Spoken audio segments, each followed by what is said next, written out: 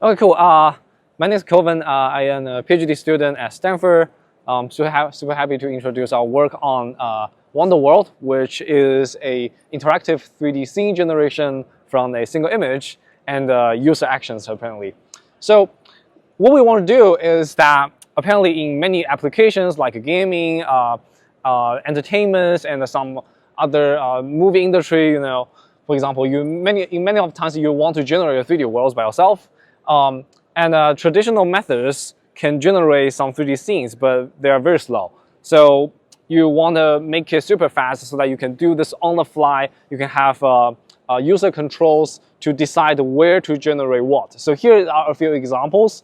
For example, we can take a single image like this Venice scene as input, and then you can use user control like just using your keyboard to move around. By the way, here is a video example showing how the user is trying to generate this world on the fly, right? So here is a first-person view where you can see whatever that has been already generated and has been rendered. And then here is a bird-eye view showing how the world is dynamically constructed on the fly. So all these are nearly real-time.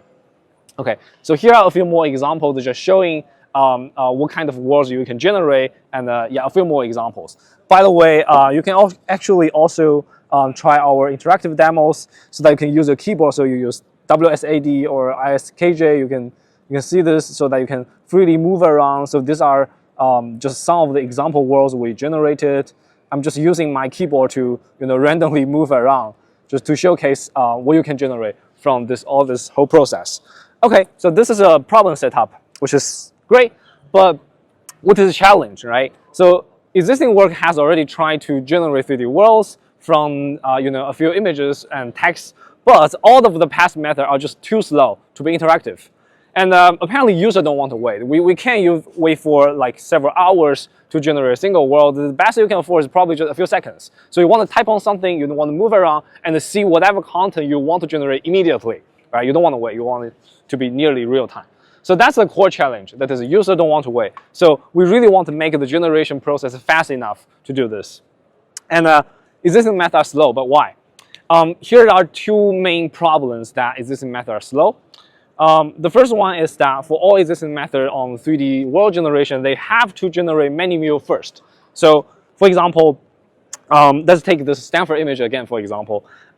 Even from this simple image, you can see that there's a lot of occlusion happening here. For example, there's something occluded by this Hoover Tower, there's something occluded by this tree, and something occluded by these chairs. And to figure out what are exactly occluded, existing method has to place many cameras within the scene, and then they generate the image that reveals whatever has been occluded.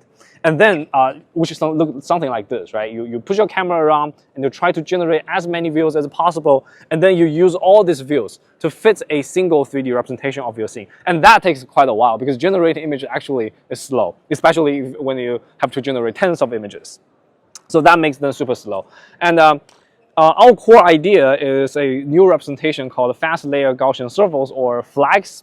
Well, the first core idea to make this generation process super fast is that we're gonna actively find the occluded region and complete them, rather than passively place cameras within all around the world.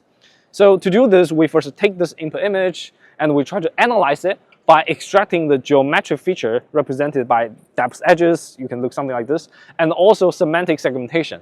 And then we use this both geometric information and the semantic information to decompose this input image into multiple layers. So these layers includes a foreground layer that has objects, a background layer including stuff like buildings and the grass and whatever you name it, and also a sky layer. And then we know that there are some collision happening here, right? So we actively inpaint the background layer and the sky layer. So you can see that after the active inpainting, we actually figure out whatever has been occluded by these chairs. So you can see here, and also whatever has been occluded by all the trees, whatever you can see like this completed layer image is already much more comprehensive compared to the original decomposed layer. And then we also do this for sky. Now, once you have all these completely layered images, we lift it to 3D by estimating depths for it and then unproject all the pixels onto the 3D space. So now you have a rough structure on it, and then we also do some gradient descent for it. So now you only need to generate use one image rather than generate a ton of images. So that saves a lot of time. So that's the first thing that we make it fast. And another thing is existing methods, they have to use some 3D representation that takes a lot of time on optimizing their 3D geometry and the 3D appearance. Here's a simple comparison for some of the most popular representations these days. For example, NERF or neural radiance fills, or 3D Gaussian splatting. So NERF takes hours to optimize because there's a huge neural network. You have to go many rounds of gradient descent on it. 3D Gaussian splatting can be much faster, but that still takes tens of minutes, if not hours, to optimize it. But in our representation, can actually use less than 1 second to finish the optimization process. And the core idea is that now, instead of starting everything of optimization from scratch, we want to leverage some pixel level appearance and geometry information for initialization, which means that now you can actually have a very good initialization through this process, and then you just use a few gradient descent steps to perfectionize it. So here's how. Remember that from the previous step, we actually have 3 completely layered images. Now the scene representation is actually just a composition of all of them, and for every single surface, you can optimize them very efficiently. Here's how. So let's consider just 1 pixel here. Let's say from this tree, right? Apparently, it is a composition of ideally 3 circles, including this blue one, which is a sky, so it is the very behind, and this red one, which is the brick in this building. So it is we just use the red to represent it, and also this green one for the tree. So for every single circle here, we actually have a few parameters, including RGB, which is its color. The XYZ, which is the position in this 3D space, the radius, which is basically how big this disk is, and the 3D orientation tells you where it is, how this circle is oriented in the 3D space, as well as 1D opacity. We need this 1D opacity for differentiable rendering for later gradient-based optimization.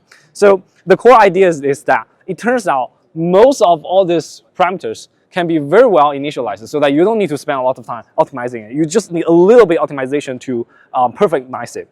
So here's how. Now for RGB and XYZ, because we estimate the depth for every single pixel in this layer images, we can invert a camera model to unproject all the pixels into 3D space. So we have a very good estimate of RGB and XYZ, right? And then for the orientation, we can estimate monocular normal using some off-the-shelf models. So there are many such a monocular normal estimation method, and they're getting better, right?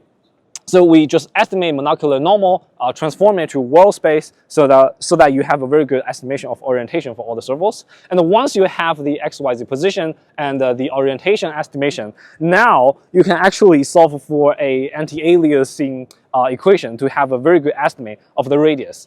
So here the intuition is that if you have a circle that is very distant from you, it probably has to be bigger to be observed by you. And if it is closer to you, then it has to be smaller. Otherwise, it will be occluding others. So once we have this a very good initialization of most of the parameters, now the optimization can be made super fast. And again, let's take one more look at the demo. So that's why you can make this generation super fast, right? For example, starting with from this forbidden city, you can actually just type a text and use your keyboard to move around, and then the generation will pop up just in a few seconds. So that's how we make it super fast, basically. We also have, so once you generate these worlds, you can feel free to move around just using your keyboard. And because all these are 3D primitives, so that can be very efficiently rendered on device. So actually, all this real-time rendering are happening on this laptop, on the simple laptop. No servers needed. You just use a normal laptop to get all this running.